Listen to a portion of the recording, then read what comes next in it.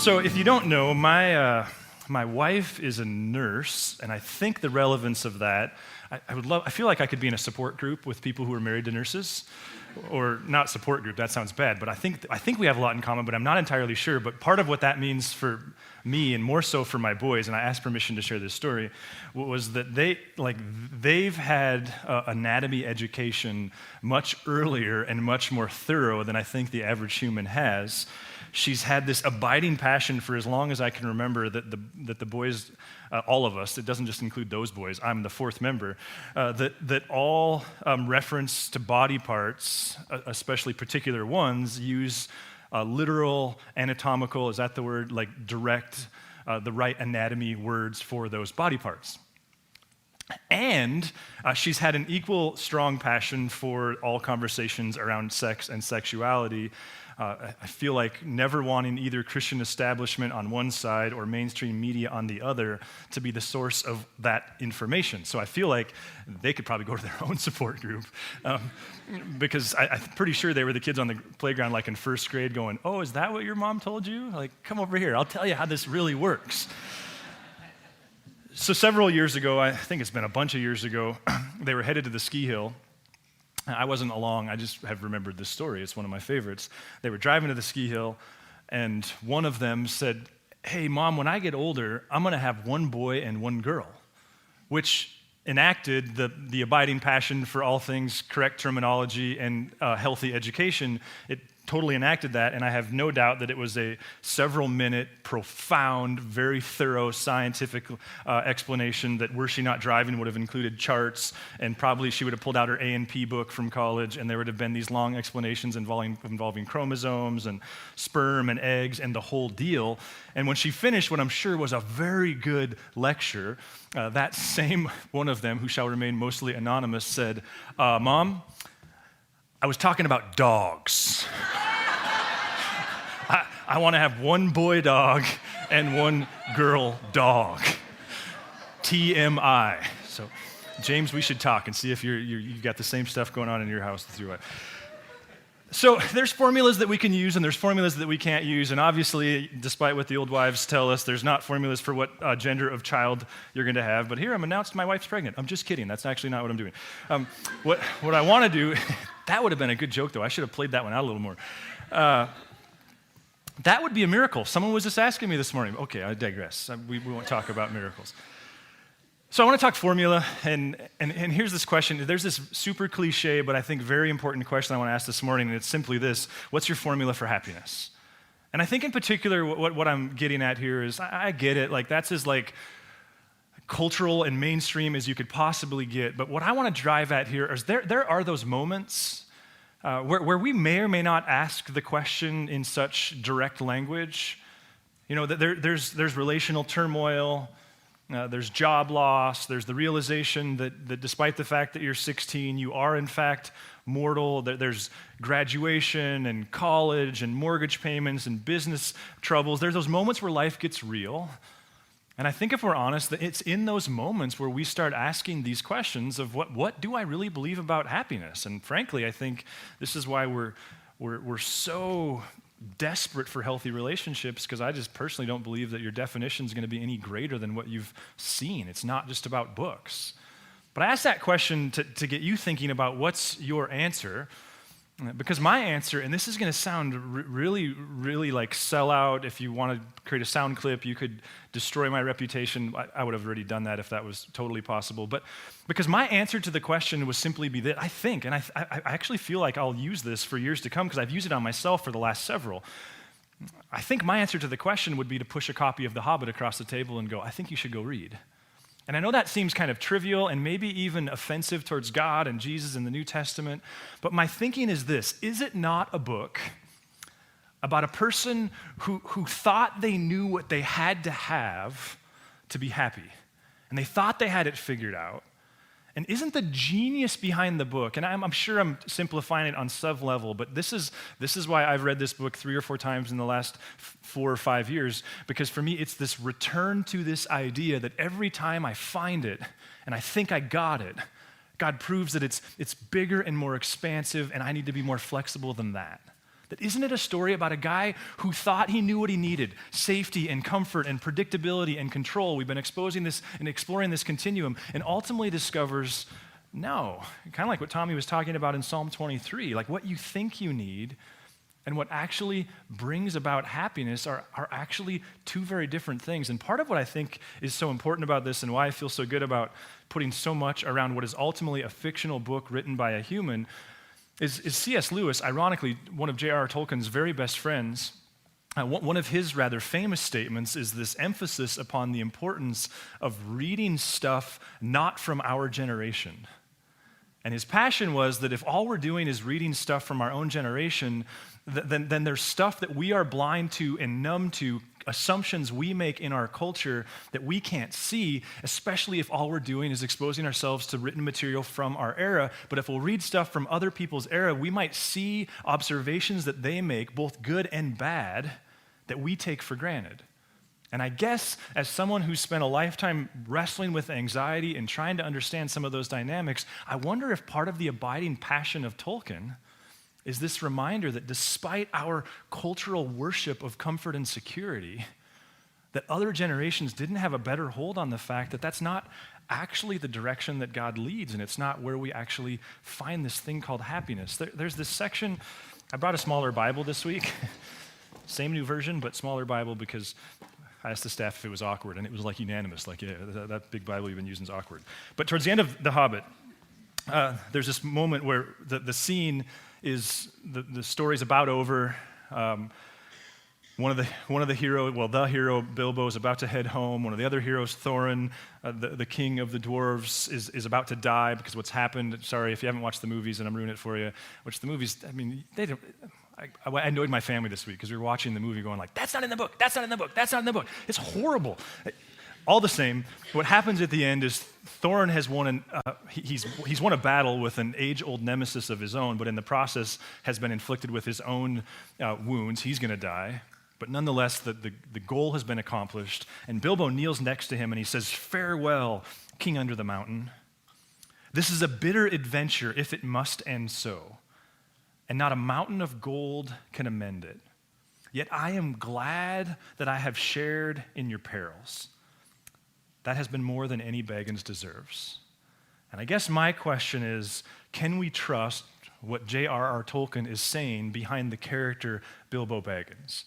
Is it really possible that he's endured all those trials, all that near death, all that discomfort, all that suffering, all that danger, all that anxiety, all that fear, and he's arriving at the end of it going, I'm so glad. I'm actually better. Thorin has his own version of this. Thorin says back to him, "No, there is more in you of good than you know, child of the kindly West. Some courage and some wisdom blended in measure."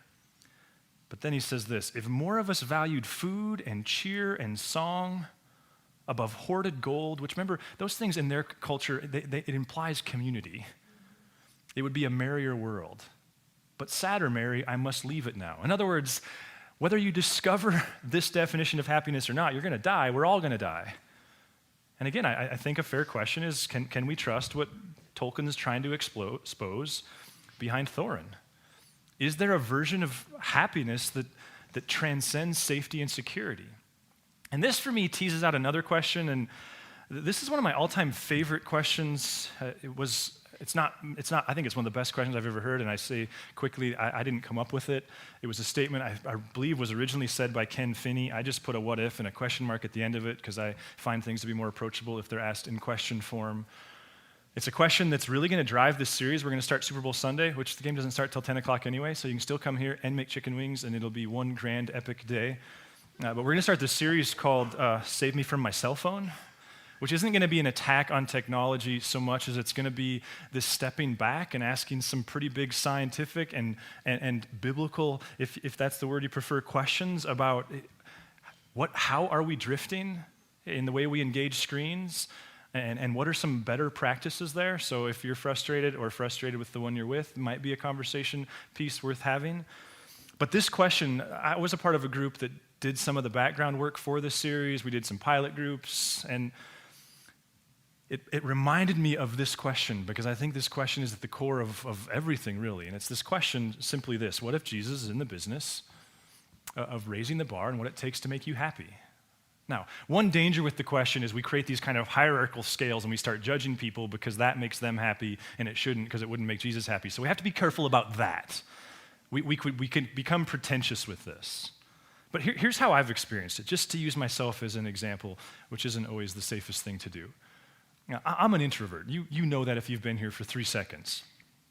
I've spent 10 years as I've talked about relationship and community, and part of what I've formed, and I think part of it is I'm in a different season of life, but part of what I've really come to believe, and to some degree still do, is like I have to have sufficient alone time to be healthy. And I think that's generally true, but the weird thing is the last 2 Monday evenings I've spent with friends.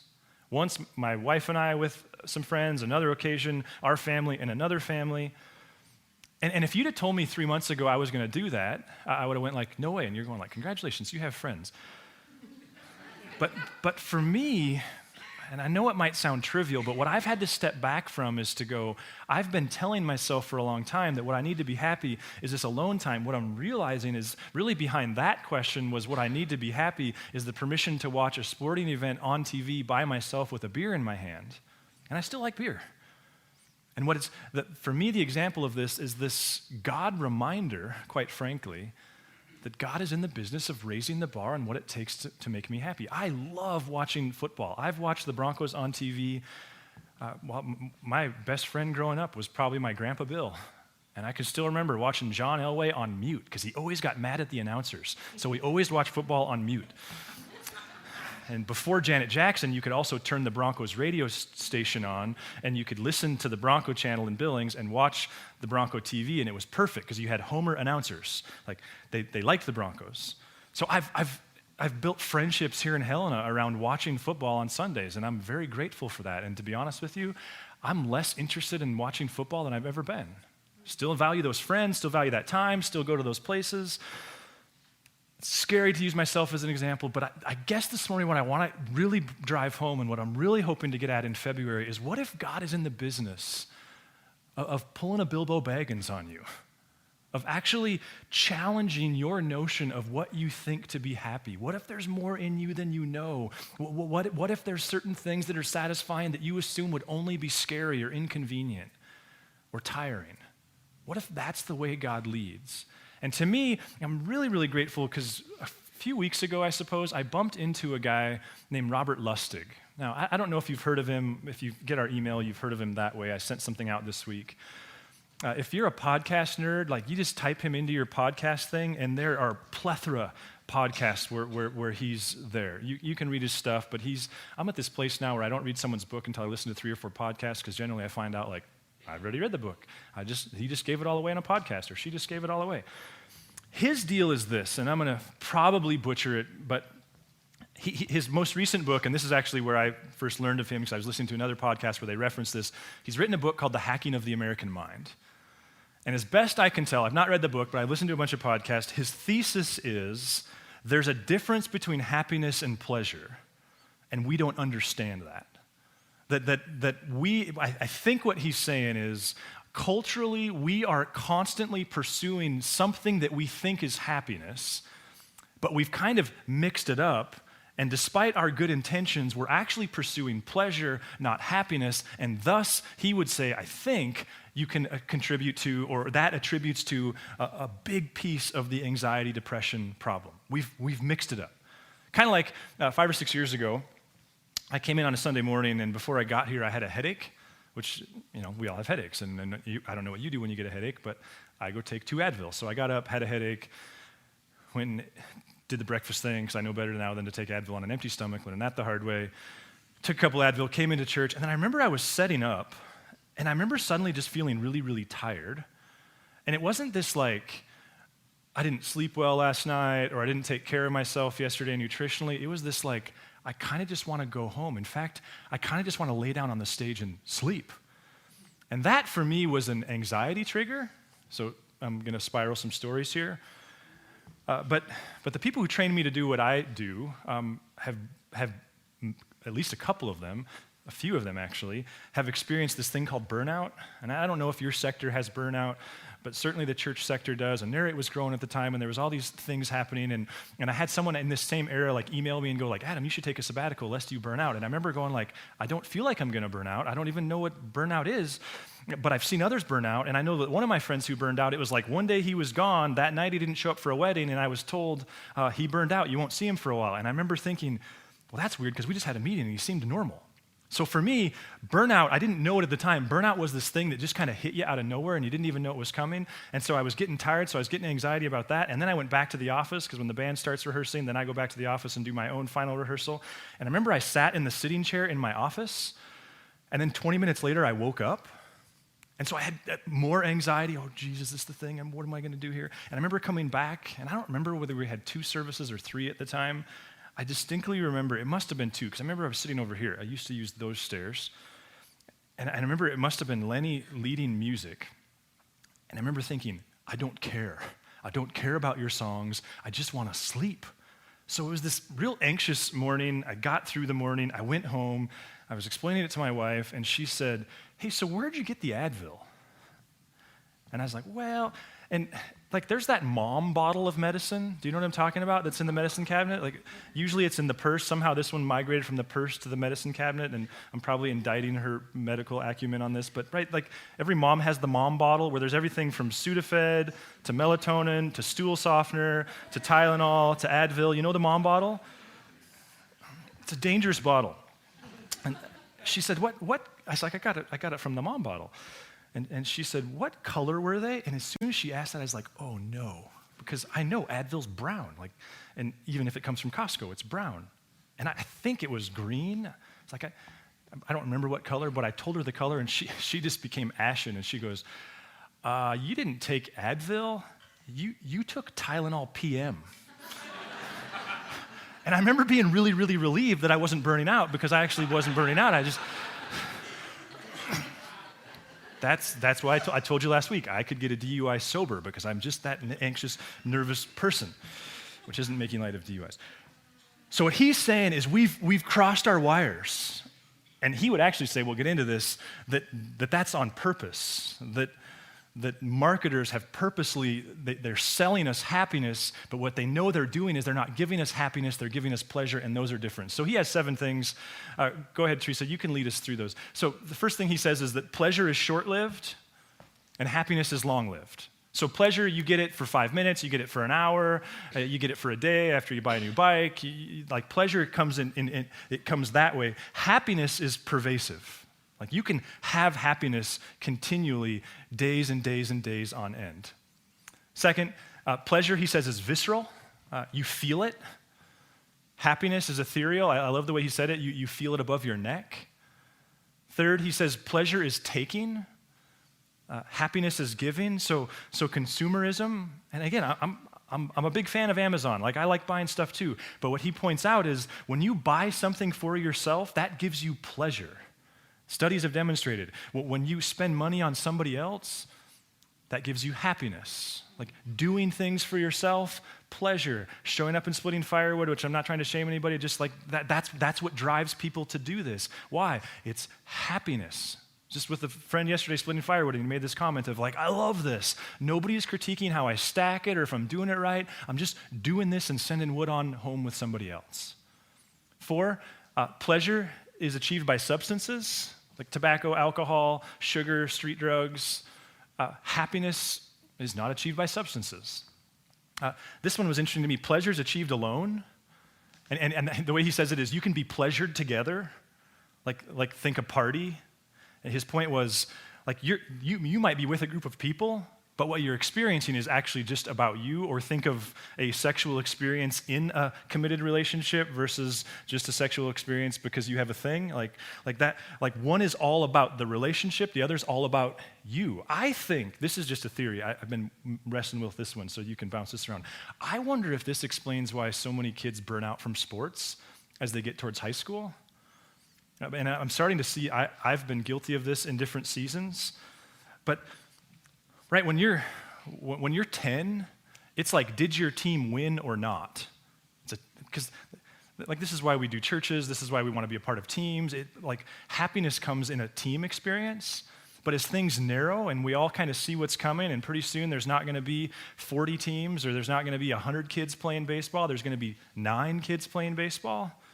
It's really, really easy, isn't it, for the narrative to become not about did the team win, but what's your batting average? Like, how did you do? And again, he's not saying either one is necessarily wrong, just pointing out that things that are about you give you pleasure, but things that are about us give us happiness. Pleasure, of course, number 6, pleasure taken to the extreme leads to addiction. Happiness, there's no such thing as addiction. And this, for me, and if some of you are like, I can't believe this is new news to you, I'm sorry. This was new news to me, and it's been kind of paradigm shifting. 7th, he says, pleasure comes from dopamine, and happiness comes from serotonin.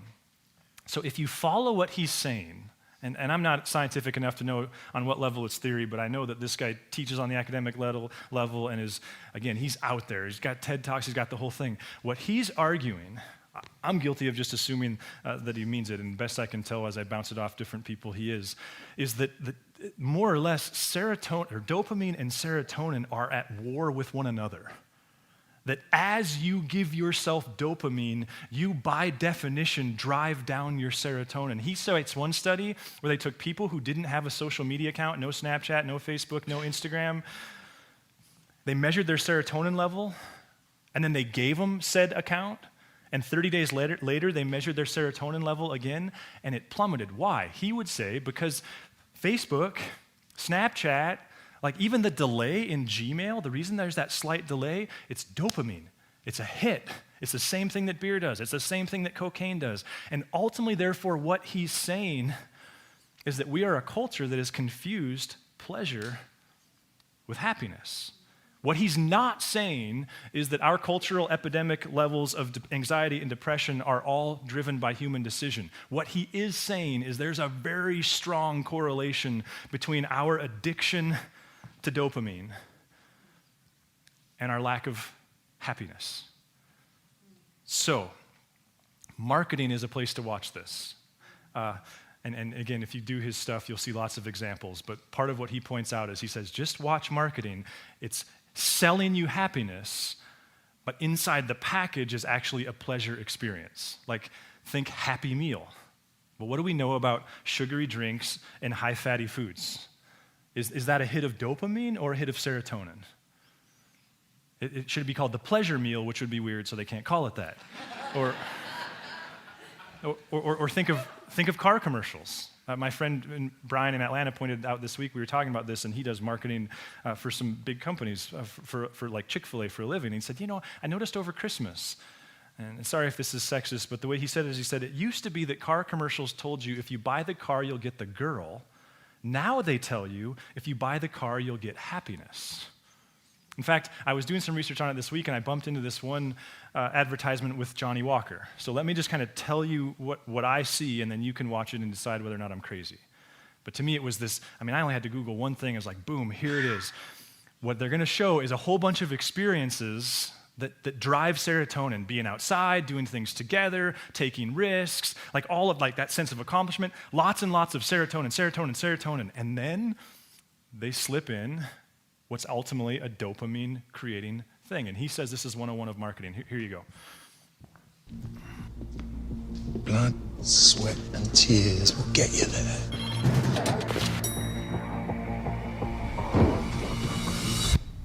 But joy will take you further. Bam bam, mon ça se passe, j'ai sur mon lit à bouffer sa langue en buvant, prends mon whisky quant à moi, peu dormi, vie débris, mais j'ai dû dormir dans la gouttière où j'ai eu un flash.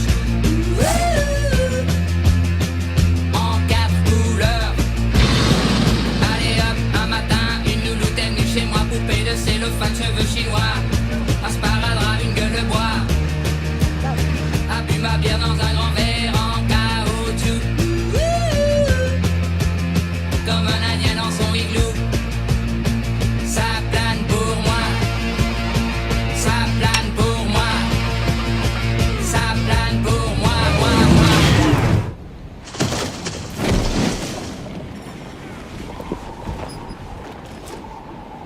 Ça plane pour moi.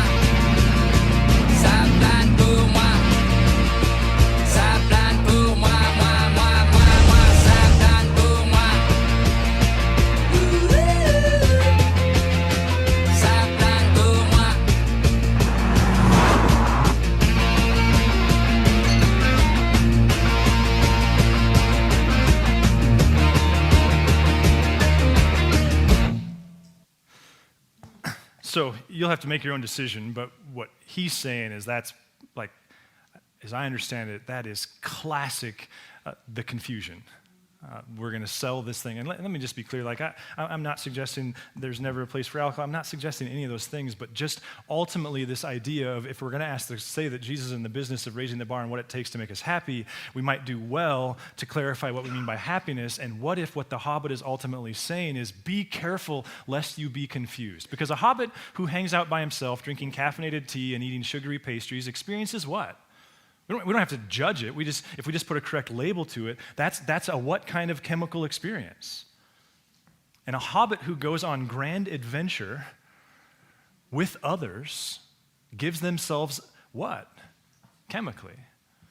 And a Hobbit who spends great resources buying things that he'll enjoy in his house by himself is collecting what kind of chemistry? And a Hobbit who gives his very existence to helping somebody else retain or regain their home experiences what? In fact, here's a clip from the movies.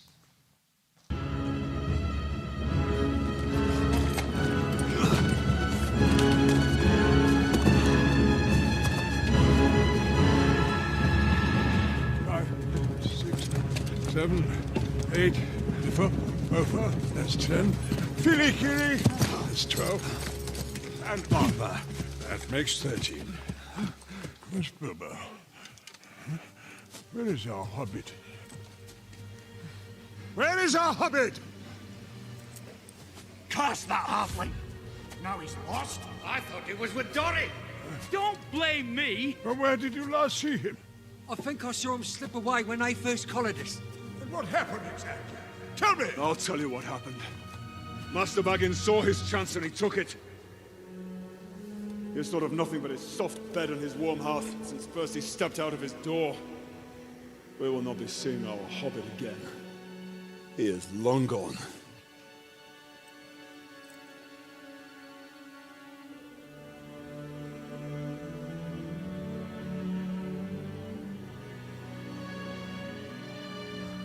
No, he isn't.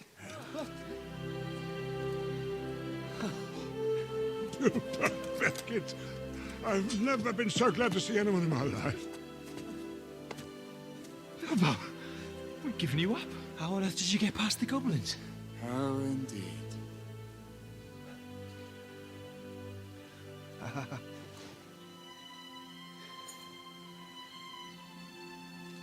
Oh, what does it matter?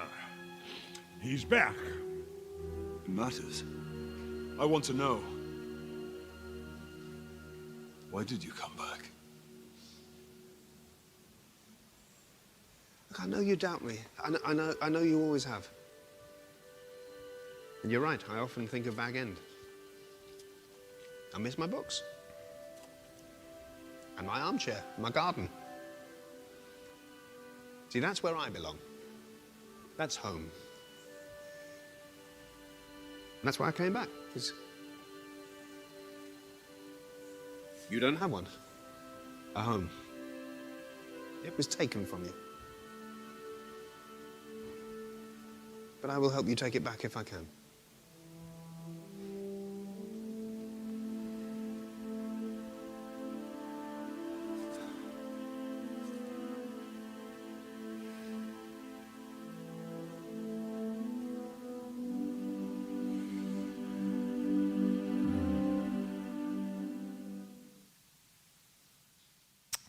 Now, I know there's this sense of like, okay, so where's God? And I think my response would be like, where isn't God in all of this? That sometimes I think it's good to be reminded that Jesus might have lived 2,000 years ago, but that doesn't mean that he was more dumb, and it doesn't mean his ideas are outdated.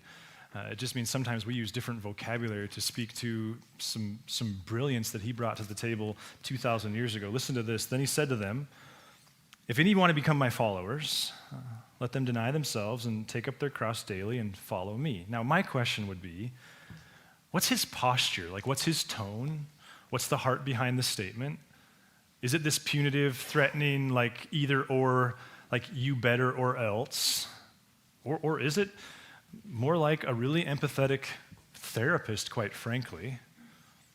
who would see somebody who wants wholeness, wants fruitfulness, wants to be well, and is inviting them into the secret, which is the life that's about you is really no life at all.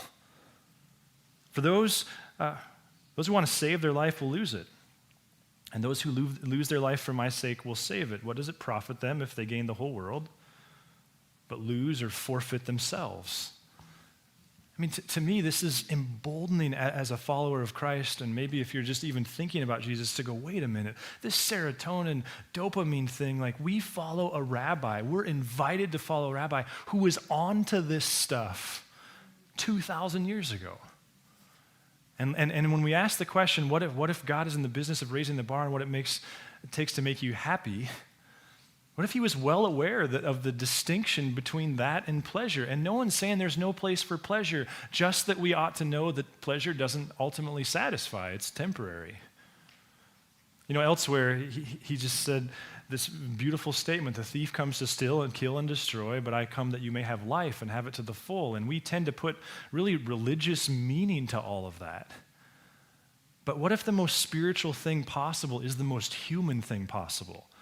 That God's not trying to pull us out of what it means to be human. He's trying to give dimension to what a human really is, to what it really means to be human.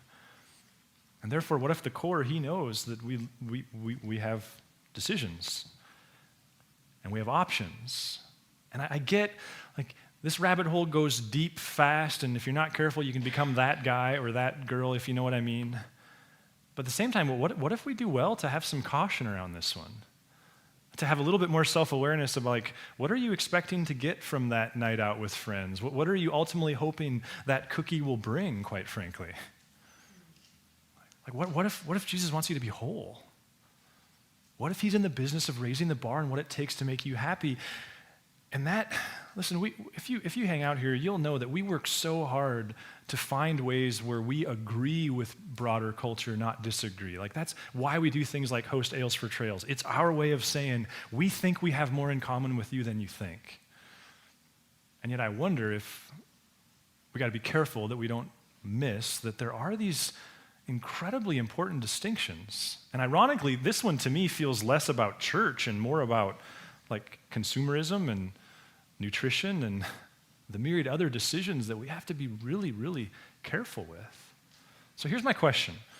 What if that thing that God is nudging you about, you know, like, whether it's a habit to start or a habit to break, a relationship to end, a relationship to start, like, what if that's about a God not who's just trying to make you better because you're more disciplined, not who's trying to make you better because you're more pure, a God who's like, what if that conversation he's been having with you is ultimately about a God who really wants you to be satisfied, whole, healthy, fulfilled?